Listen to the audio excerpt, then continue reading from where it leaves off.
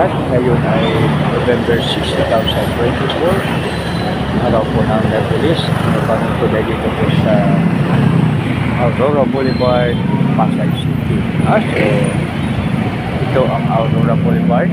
Isa sa mga busy na dahil papuntang airport.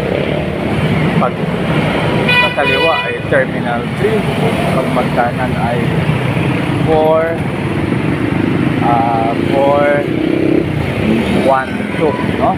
Ibig sabihin napakarami na airport yung madadaanan, no? Pag dito dadaan sa Aurora, kaya mayroong flyover para yung galing sa southbound lane ay diretso na po sa papunta ng airport, no? Kaya pasalamat po tayo sa ating government of the Republic of the Philippines dahil po ay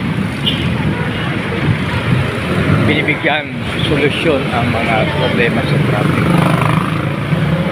Kaya magkaibigan, tayo ay magkaisa sa ating government upang lalong mapaunlad itong ating bayang Pilipinas na walang ibang pwedeng magmahal kundi tayo lamang ng mga Pilipino.